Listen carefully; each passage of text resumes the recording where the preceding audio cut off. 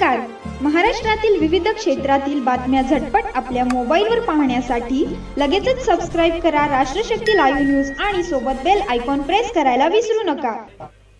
आज आमच्या गादेगाव मध्ये सर्व शेतकरी नेते, सहकारी मित्र आणि समोर बसलेले सर्व शेतकरी, ऊस उत्पादक शेतकरी,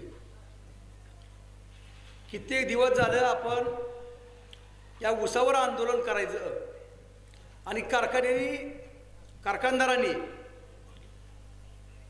प्रत्येक जे आंदोलन करते ते त्यांना टार्गेट करून केसेस करून आरे आणायचं हे काम करत असल्यामुळे शेतकरी संघटनेत जी काम करणारी मुलं होती त्या केसेसला घाबरून आता आंदोलन करण्यात एक आंदोलन झालं की अशा 5-4 केसेसमध्ये जर गुंतवलं तर 10-10 वर्ष जाते, अजून केसेस अंगावरच्या खाली नाही त्या. आणि ज्या दिवशी महत्त्वाचं काम असतं त्या दिवशी कोर्टाची तारीख असते. आता 2 नंबर फळी तयार व्हायला पाहिजे. आमच्या पाठीमागं 2 नंबर फळी नेतृत्व करण्यासाठी, आंदोलन करण्यासाठी ही तयार होणं गरजेचं आहे. परंतु तसं न होता तीच माणसं जर सारखी ही झाली तर त्या माणसाला कटाळा जातो, त्याला सुद्धा प्रपंच आहे. ज्या वेळेस आमच्या मागे प्रपंच नव्हता त्यावेळेस ही आंदोलन आम्ही उभा केली. आता आम्ही 10-12 वर्ष झालं आमच्या मागे सुद्धा प्रपंच मोठा लागला आहे मागं. आणि या प्रपंच करत असताना जर ह्या पोलीस केसेस असू द्या किंवा काय असू द्या, ह्याच्या मागे 10-10 वर्ष जर कोर्टात गेली म्हणून नवीन पिढी तयार होणार आहे. त्यासाठी शेतकऱ्यांना काय करणं गरजेचं आहे.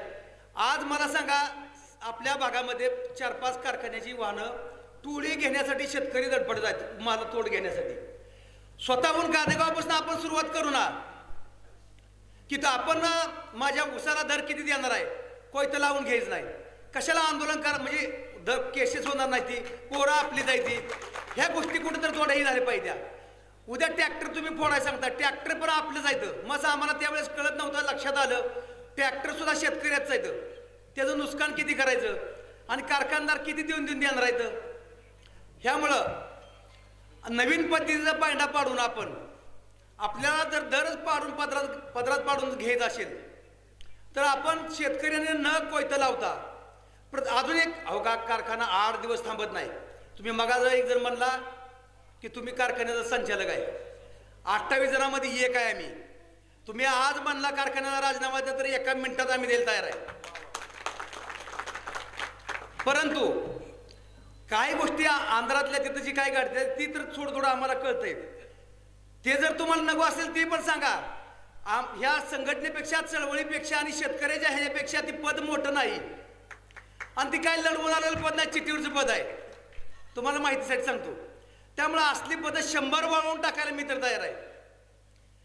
परंतु जर आपल्याला खरोखरच न्याय मिळवायचा असेल, तुम्ही मगापासून म्हणला गादेगाव क्रांतिकारी गाव आहे. होय, क्रांतिकारी गाव आहे गादेगाव.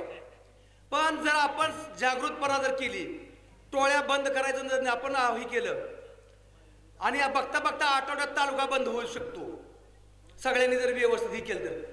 कशाला केसेस करायला होता, आमचं आयुष्य बाद व्हायला लागलं केसेस करून खाऊन. दुसरी कामं सुचना ती काय.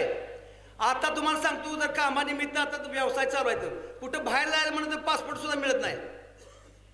ह्या अवस्था झालेल्या त्या. ह्या गोष्टीचा विचार करून शेतकरी तरुण पोरं ह्या आंदोलनात उतरणार ती.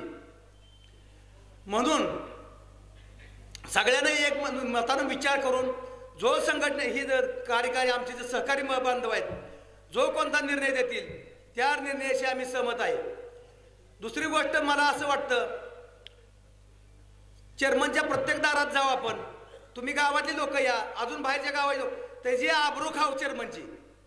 त्यांची गोंधळ, ज्या पद्धतीने आपण अध्यक्ष जागरण गोंधळ करत होतो, खरडा भाकरी खात होतो, अशा पद्धतीचे आंदोलन करून त्या चेअरमन लोकांची आबरू खाऊ.